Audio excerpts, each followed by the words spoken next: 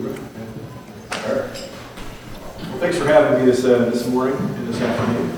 I've got some prepared remarks, of course, but I notice I'm going to have to go off script just a little bit, and I'm probably make my XO cringe, only because of all of I had some quick interactions with some of y'all, and you reminded me that I probably needed to talk a little bit more about some of the other things that we're doing in the MCCOG. So, excuse me if I kind of pause in between to kind of hit those in a little bit more depth than I had originally intended with my prepared remarks. So, as Jay said, I'm the CEO, current CEO, serving for the Marine Corps Cyberspace Operations Group. If you didn't know, we fall under Marine Forces Cyber Command. So MAR4 Cyber is my higher headquarters.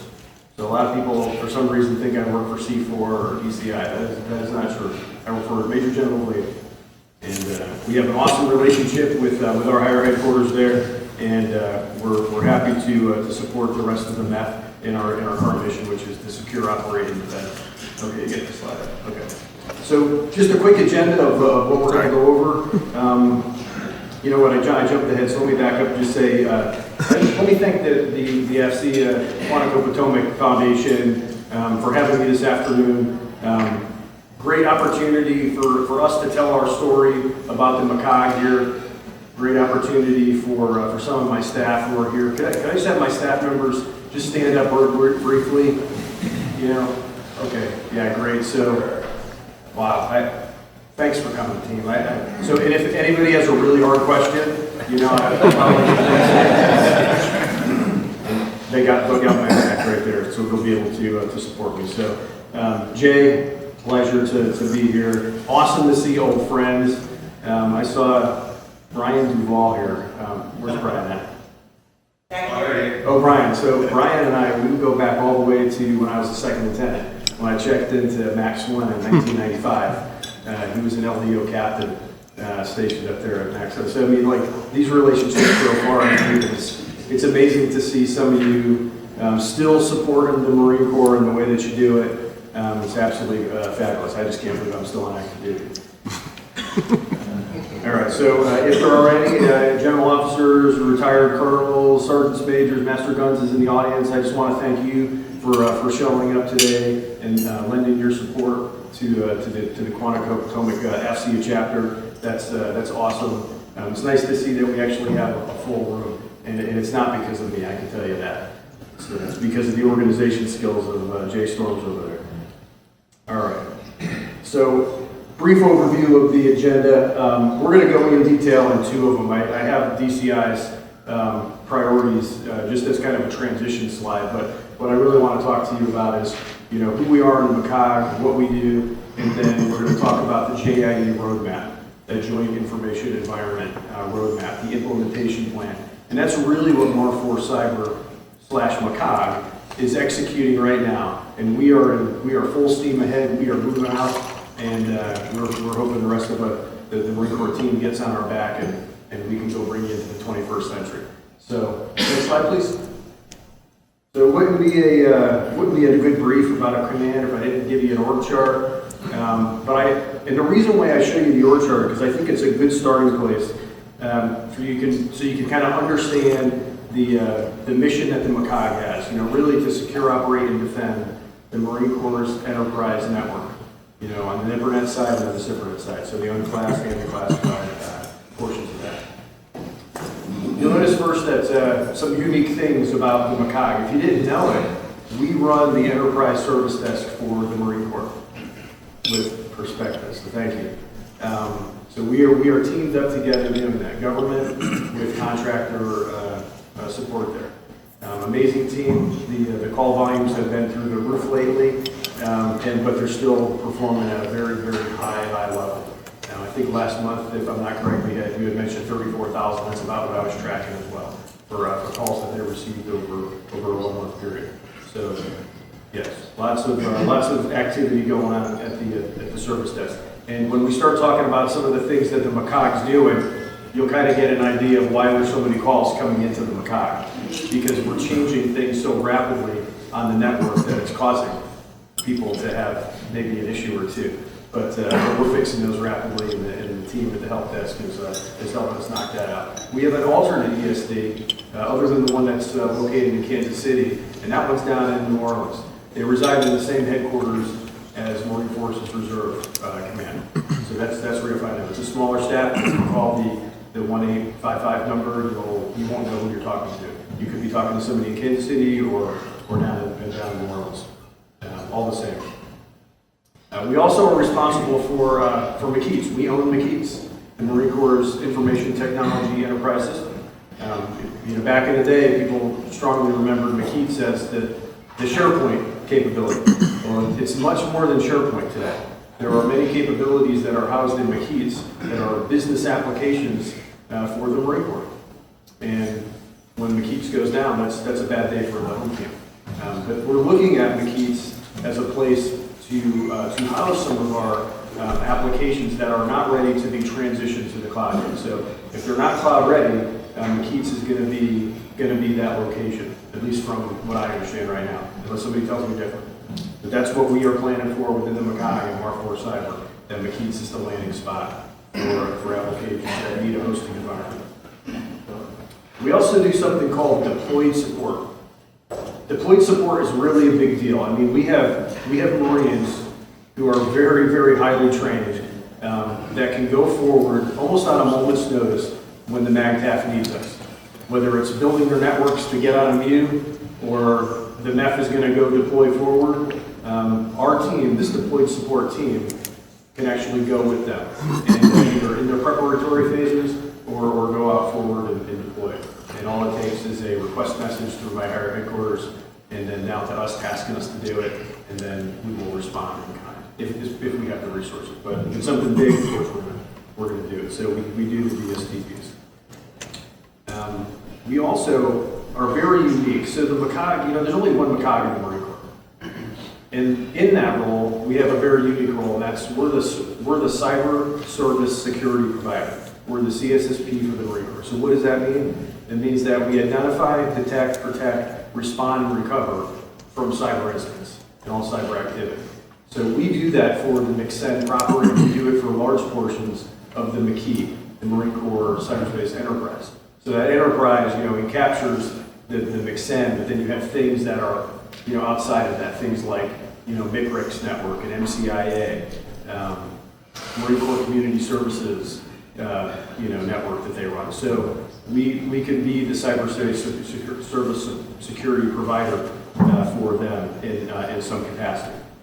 And then we're also looking at being the CSSP as folks move to the cloud. So, and that's a capability that we're currently developing in-house. We just took on the full responsibility for MNRA. So MNRA, Manpower Reserve Affairs, just moved all of their applications to the cloud. Their MAGTF, or their Marine Manpower Information Portal, or MIP. So all the MIP stuff is now up in AWS, and we're their CSSP in tandem with the staff that they have. So really, really awesome relationship, and one of the first opportunities we've had to be able to do this. The DCO team, our section there, they are largely responsible for the CSSP functions. And one of the unique capabilities that they have is resident nowhere else in the Marine Corps is the red team. So when you hear the word MCCOG, they're talking about the Marine Corps' red team. And we're the only red team in the Marine Corps. A small team, Master Sergeant, is about 10 guys, 12. Yeah, 12 Marine civilians and contractors that comprise the red team. What does the red team do? They're on our network, acting like an advanced persistent threat, seeing if they can find vulnerabilities, and then when they do, they bring it back to us, we document it, and then we fix it. So it's a way for us to get inside our own network, root around, and then be able to modify, correct, and then enhance our cybersecurity posture and make us a more harder target, a more difficult target. And we also have something very unique to us as well, is we have 2 of the 3 service cyber protection teams, CPTs. So there's 3 service retained teams in the Marine Corps. There's CPT 650, 651, and 652. 650 and 652 both reside within the MCCOG. They live in the basement of Code Talker Hall, and that's where they deploy from. They have habitual relationships, 650 and 652. 650 with the folks out in Camp Pendleton, with that region, and 652 with the folks in Camp Lejeune and the MCI East region. And if you're wondering, what about Okinawa? Well, 651 is retained by MCCOG, who's my sister group under Mar4 Cyber, and they retain 651, and they focus on the Pacific. So we have to, it's a big deal, because when something bad happens, we have the resources in-house to quickly respond to something that's going on in the network. And that's exactly what they've done since I've taken command. They've done it admirably. Okay, so let me just apologize up front, since I have part of my own staff in here. If I didn't recognize your individual section, like Tommy Scott, he runs my S4, but I had to talk about the S4. I think you all know what the S4 does, but apologies. Next slide, please. Okay, so a little bit of MCCOG strategy, and I'm not going to read every bullet on there, but I do want to let you know that at the end of the day, the support that the MCCOG provides really is to the warfighter. And we got to believe and understand that the network in which we currently operate on, the MCCEN, both MCCEN, NIPR, and SIPR, are the warfighting networks. They are absolutely 100% the warfighting networks. The resources and the connectivity that's required are equally in those domains. People think like we only fight on the SIPR net, and that, of course, you know is true, because where do most of our admin and logistics functions and activities take place? All of it's on the NIPR net, so it's only part of the equation.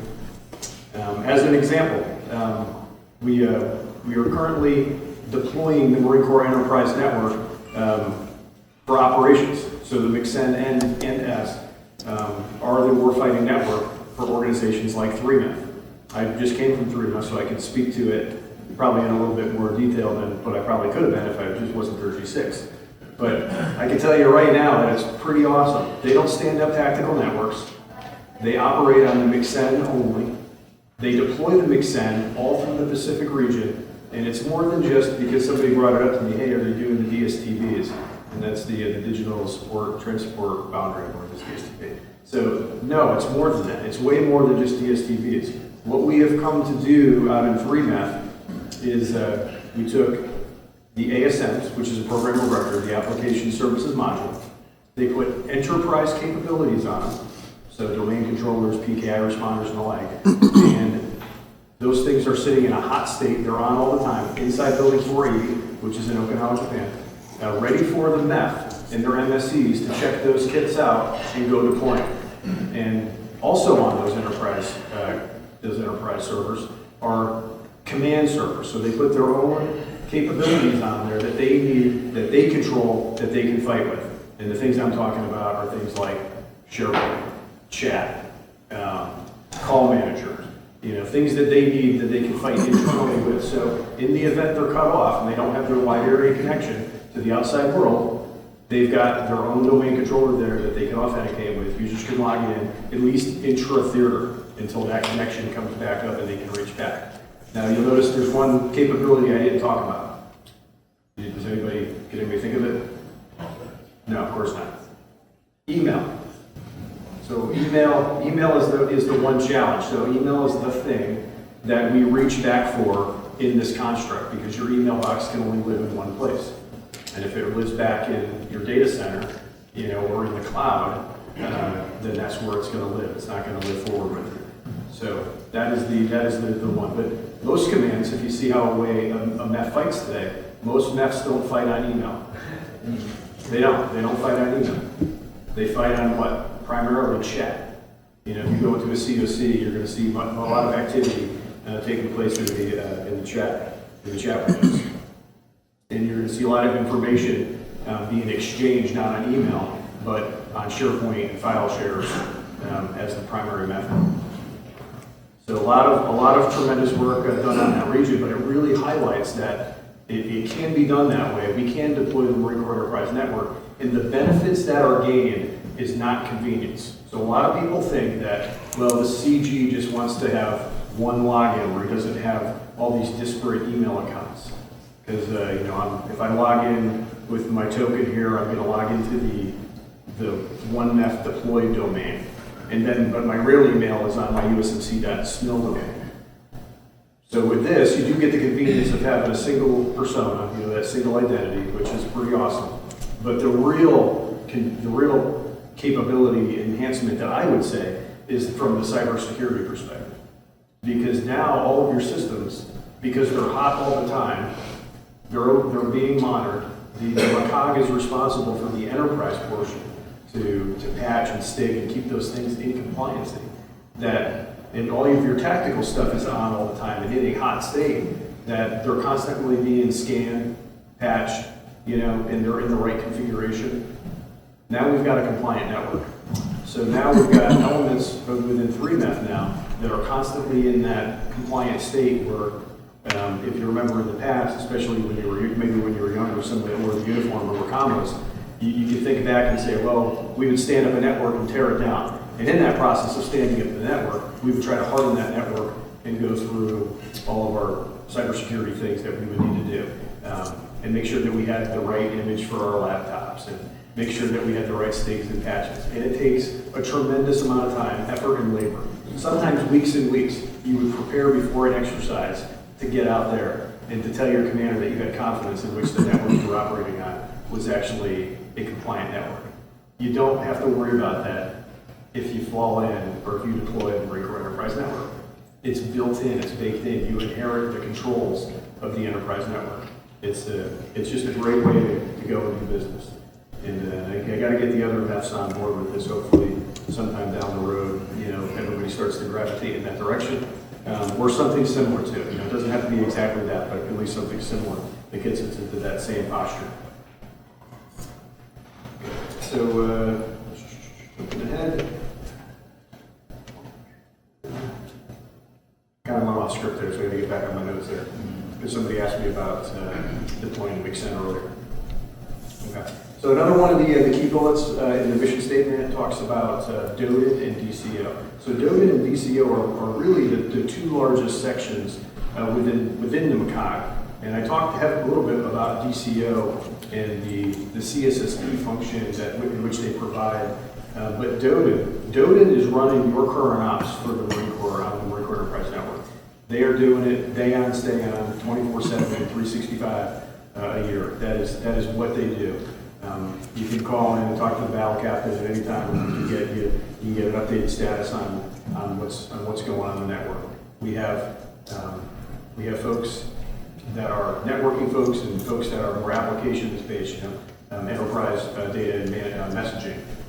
With the way that the DODID is kind of split up, that can focus on the different aspects of the network. So in case there is an issue, you got folks, but I was going to say Marines, but you got Marine civilians and contractors, at the ready to be able to support Marines. So we are a 24/7 organization. Again, very unique mission that we have: secure, operate, and defend. Next slide, please. This is from General Reynolds, and these were her four priorities that she articulated back in earlier January of this year. And really the top one in red is the one that is kind of in my lane, clearly in my lane, right? And that is assured enterprise C2, build and fight a modernized network. And that is right in the Marine Corps Cyberspace Operations Group swim lane. Like I said, we work for General Glavy. So under General Glavy, the way that we envision getting after her priority here is really through the Joint Information Environment Implementation Plan. And there's an operations order that directs us to do that. Next slide, please. So here's a top level view of the vision and the mission of the JIE implementation plan. And then there's 10 objectives that go under it. And we're going to talk in detail really about those 10 objectives, because those 10 objectives, that's a large portion of it. Those are the things that the MCCOG is doing on a day-to-day basis to modernize this network, to modernize the infrastructure in this network. And really, where are we going with it? It's really, if you look down to that last bullet, it talks about hybrid cloud computing environment. So for us to be able to get to a hybrid cloud computing environment, quote my good friend Steve Page back there, sir, you got to build the network first. You got to build the network, right?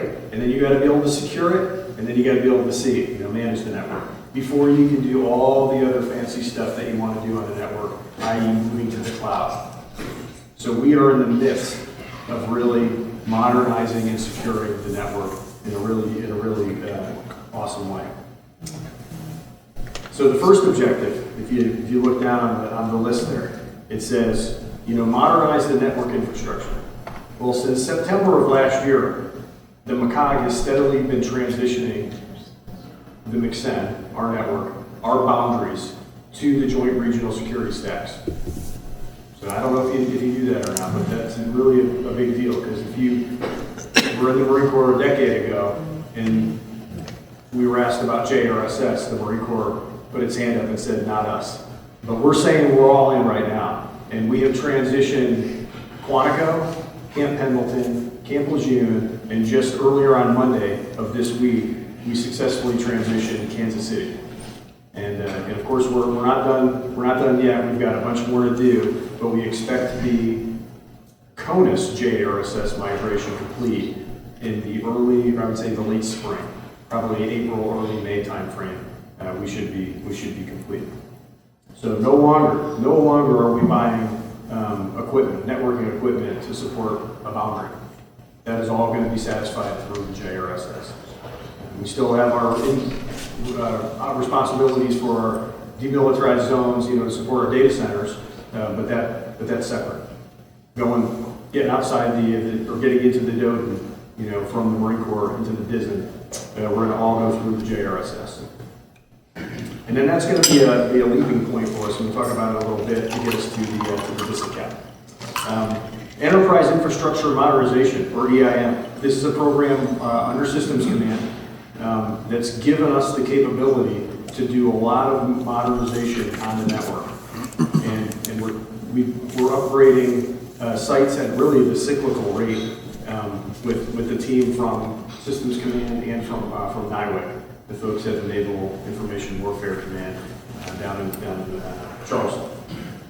So awesome capability, awesome teamwork there. And if you're paying attention to change requests and what we're doing on the network, you'll see a lot of EIM-like things happening in changing the network and modernizing it to give us the capacity that we need to be able to get to that 10th objective, because that's what it's all about. We're also upgrading circuits. So circuits are in the process of being upgraded. We need that increased bandwidth to ensure that the Marine Corps bases and stations have the requisite intra-theater bandwidth that's required, and then bandwidth to get us to the Joint Regional Security Stack and then out to the DISN. The second objective, I'm going to anchor on this one for probably a little bit longer than I had anticipated, but it has to do with command and control. So how do we enable network operations? So currently, we have 6 different commands that have something to do with managing the Marine Corps Enterprise Network. Everybody knows what the MAGTF Information Technology Support Centers do, right? So they deliver enterprise services for the bases and stations and camps in the Marine Corps. That's really their job. And there's touch labor at some of the smaller bases that are controlled by the MCCs. A way for us to have a command and control structure of the Marine Corps with a single commander is really what we're attempting to do and go after. And we had an MROC decision that was made on December 6th of last year that said there will be one single commander. That commander will be the MAR-4 Cyber Commander, Major General Glavy. And we're going to create 3 new network battalions, 05 slated commands, and three network companies. So huge deal. So we learned all this in December. We knew it was coming, so we were doing planning for it. But December, the decision was made, and we are in the midst right now of standing up our first network battalion in Camp Pendleton. It's going to be first network battalion. We're going to consume the resources largely from the MCCOG that was out there under MCI West, and the portions of resources from our current MCCOG debt that we have out in West. So that's going to comprise that team out there. Battalion commander. So there was a person who was selected off of the list, and she's currently out in Camp Pendleton, which is a godsend. And she's already got built-in relationships with the people that are out there, and she's going to be an absolutely wonderful fit. And she will assume command in late April as well as we stand up that battalion.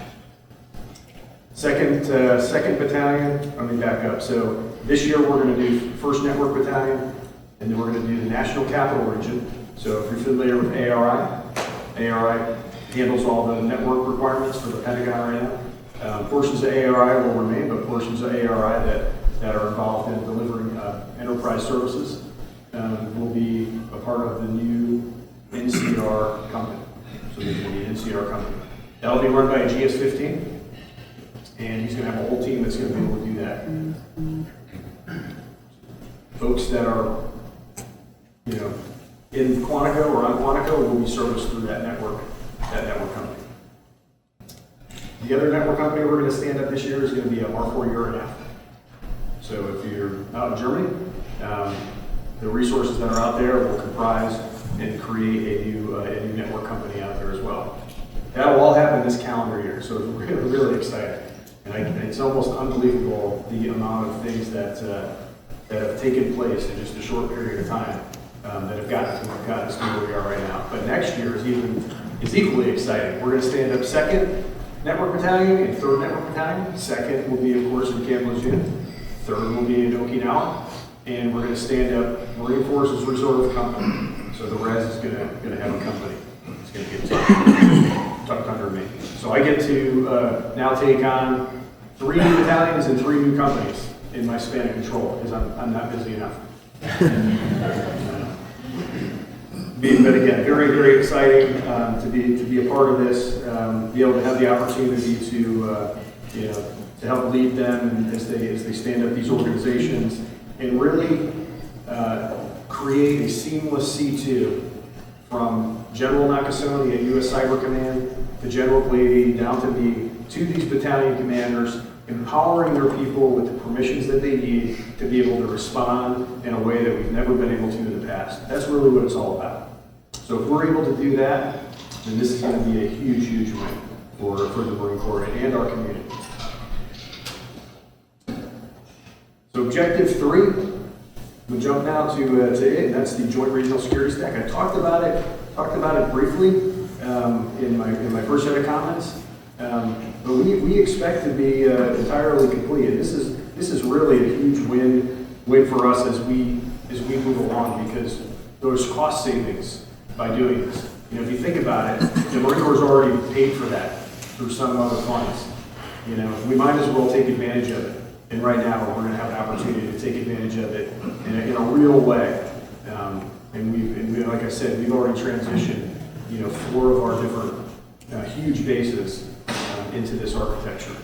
So if you remember what the enterprise network looked like 6 months ago, in 6 months from now, you're not going to recognize it. It's going to be completely different.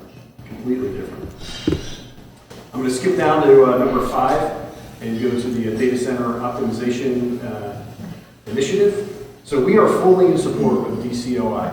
And there's a lot of things that swirl around DCOI about how we can close data centers or make data centers smaller and where the data can live and how people can get to their data in a way that makes sense.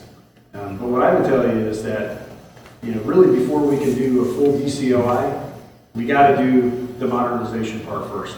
The modernization thing is like the linchpin to all this work. If you don't have the superhighway or the on-ramp that gets you to your cloud environment or where your data lives, then all the rest of this is really academic. Let's see here. So we're doing a lot of other stuff in the other areas, but I think I'm going to jump down to number 9 in respect for time, since I'm at 12:40 already. So number 9, talking about end user enterprise services. So just so you know, the Marine Corps has bought a lot of O365 licenses. A whole lot. And you'll probably know that. But we haven't put them to good use, but we're starting to right now. So currently, there was an O365 pilot that ended last calendar year. And we kept all those folks on O365 that were part of that pilot, and we've continued to add folks to that O365 pilot. So right now we have over 900 users that are fully migrated, like email and everything, using O365 on their mobile devices as well. So my wonderful iPhone that I have right here is fully migrated. I get everything. O365. I have Teams on here. I can get OneDrive. I've got all the information now on one device in a way that I can just reach out and grab information when I need it at my fingertips. It's pretty awesome. But we're not ready to migrate the entire Marine Corps and do what's called velocity, where we start doing tens of thousands of users really a week to get the whole Marine Corps on O365 because we're not connected to the DISA cap yet for Azure. Okay, so we're not there yet for O365. That is coming. That is definitely coming, and I'm excited to get there. As soon as we get there and put another couple things in place, we're going to be off to the races with transitioning folks to O365. Their email box. Who remembers the time when you had a 200 kilobit or megabit email box, right? And then you'd have to dump it every day into your PST because it would get, right? You get the warnings telling you to stop receiving email. With O365, you get 100 gig. 100 gig. So I took my last 5 years of PSTs, I took them out of PSTs and I just threw them into O365, and I'm not even using 20%. It's pretty awesome. And I've got it all right there with me. So that's where we're going with O365. This will help us as we go into Debish and ECAPs. Whatever that turns out to be, we'll be postured and ready and set up to adopt it in a real way. But we are definitely going to be moving out very quickly as soon as we can get some of the other pieces in line, to give folks the on-ramp to get into the cloud.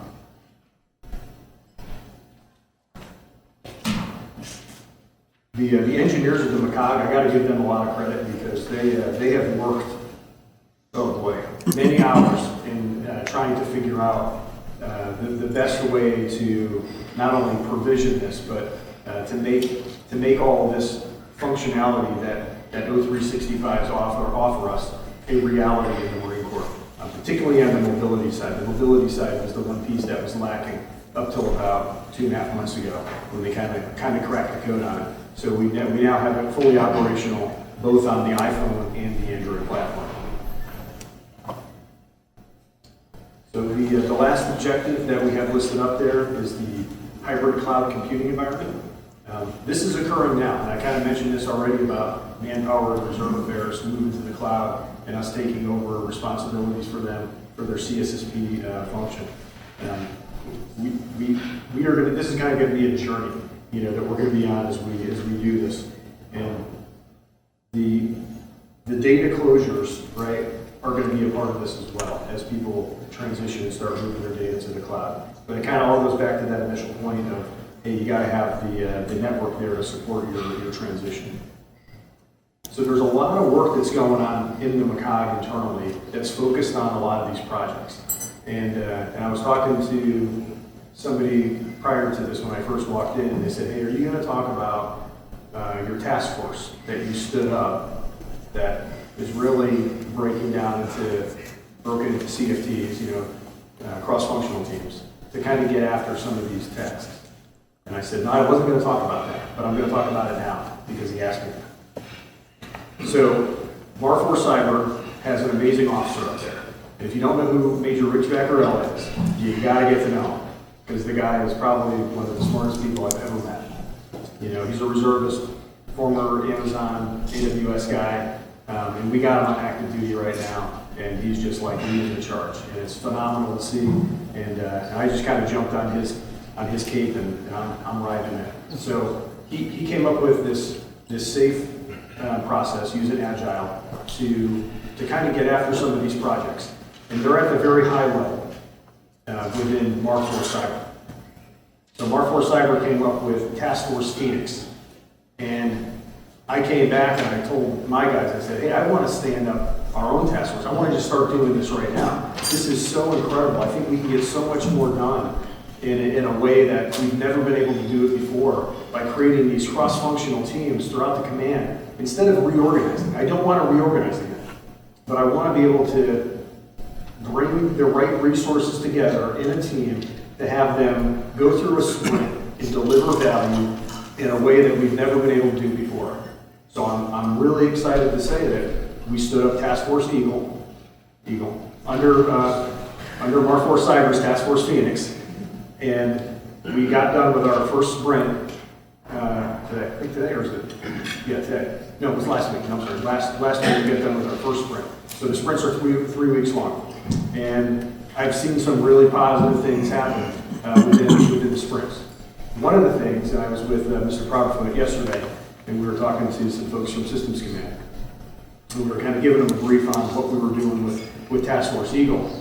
And one of the comments that Jeff made was, we have definitely seen value there. A matter of fact, one of our processes that we used to do would take 7 weeks to do for one.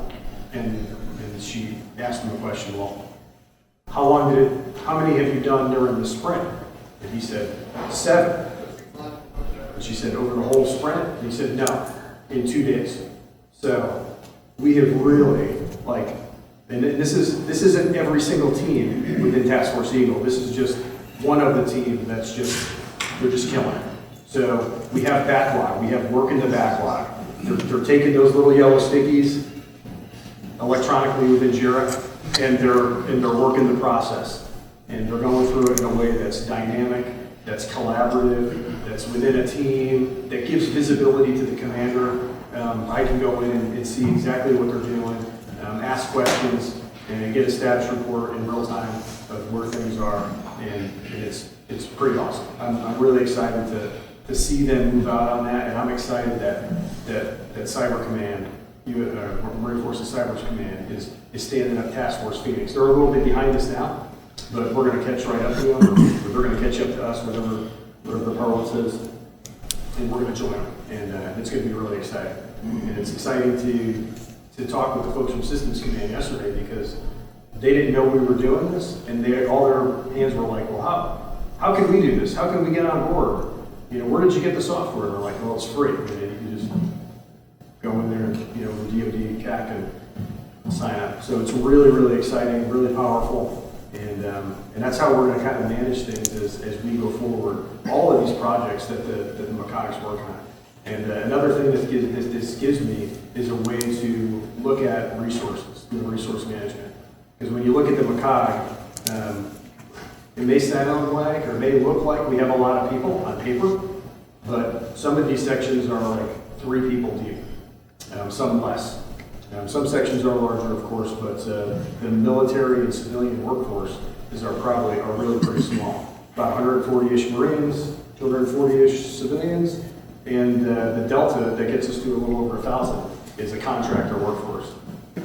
So resources really become critical, and this is a way for us to have visibility of how our resources are being used and where people are being tasked. And we're able to see that value being created and things getting checked off the list, if you will, in a real way, powerful way too. So, okay. That was my one ad-lib part that I wanted to add in there for you.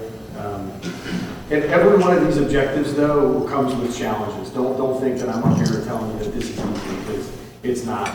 And the work that the teams are doing is really yeoman's work.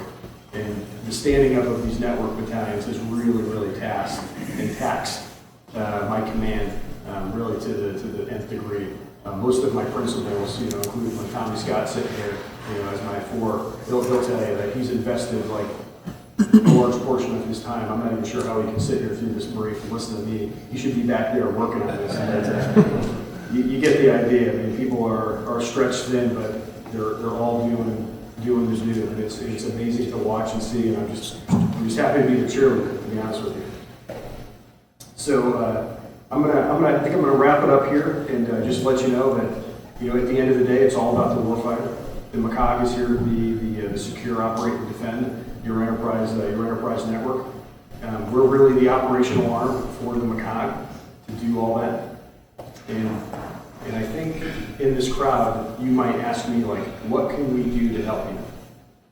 So I prepared some exact words, and I'll leave them to you. Okay, so what can you do to help us? Let me go back up into my notes here. Okay. I believe you need to stay engaged with the partnerships that you already have with Systems Command and Headquarters Marine Corps. So if you have those partnerships already, please stay engaged with them. If you do that, we'll probably end up working together. That's really the bottom line. We'll end up working together in the long run. I don't have an acquisitions arm in the MCCOG. I'm not that kind of command. And to be honest with you, I'm not resourced in that way. Mar4 Cyber has a SysCom liaison up there. I would say that's kind of your entry. It's really with Systems Command and my higher headquarters for those sorts of engagements. Although we love talking with you, we love hearing what you're doing. Your innovation, your creativity in industry, that's exactly what we need, because we need to create and deliver capabilities that we can deliver to our commanders that increase our decision making. And if we can increase decision making cycles, then we're going to win in war fighting, right? We will be faster than the enemy, we'll outthink them, we'll outmaneuver them, and we'll outkill them. So I think all of that together is how you can help us.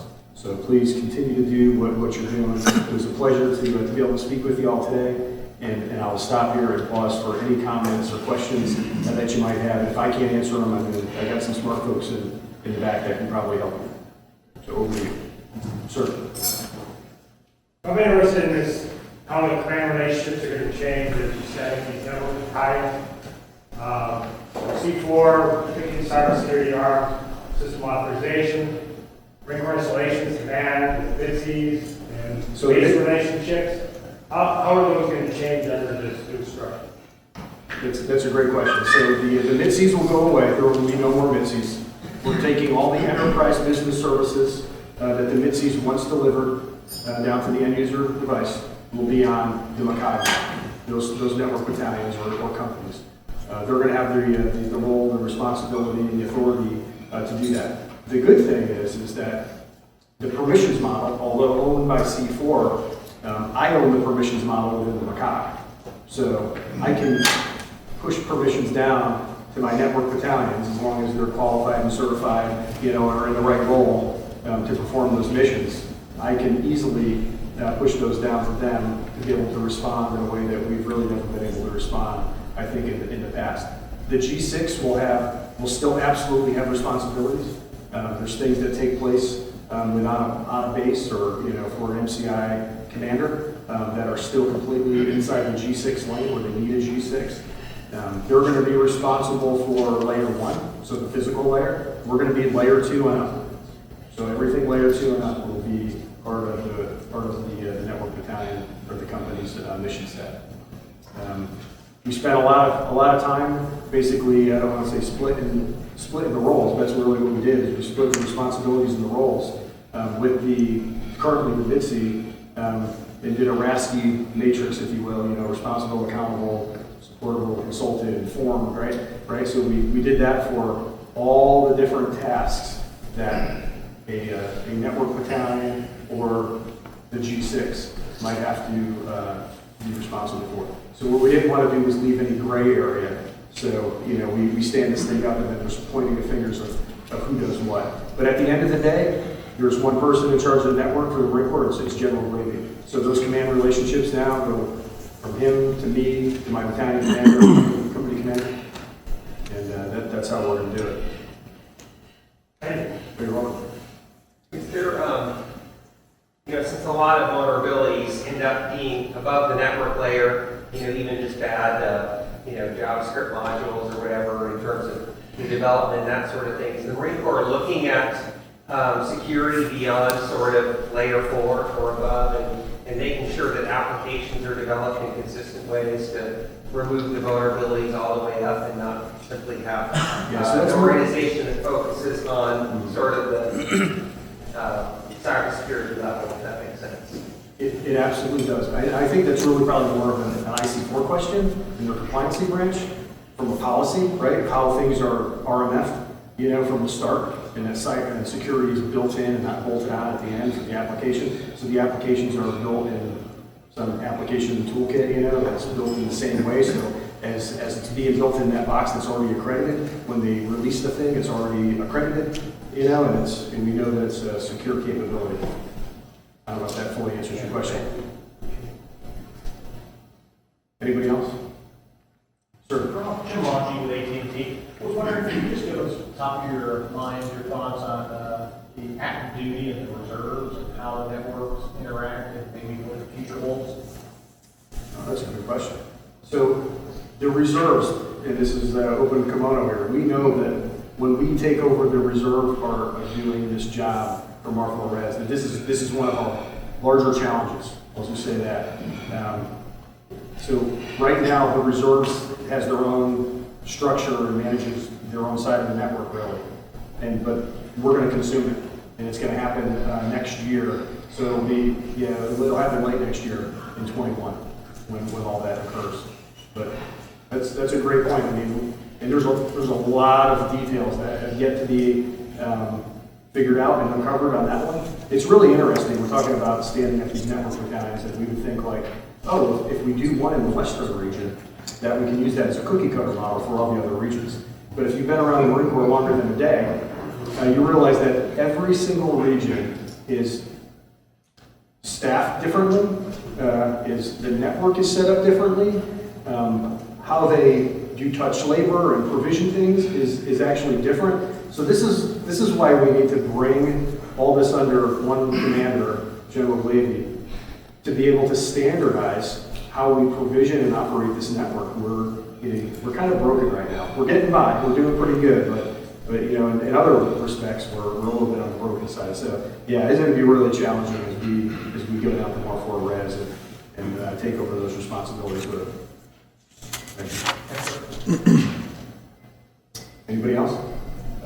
Charlie Baisley with Fire Article. I may have missed the article in the Marine Times, but any update at all on the cyber auxiliary that was mentioned in the pubs for a while there? Have you heard anything? So I know that DCI has the lead for that, and Major Steve McGee, Major Steve McGee is the lead for that. Matter of fact, I was looking for an update from him as well. He contacted me before Christmas, and we're going to get together and provide me an update. But I really don't have one for you. I think I'm looking for the same information you are.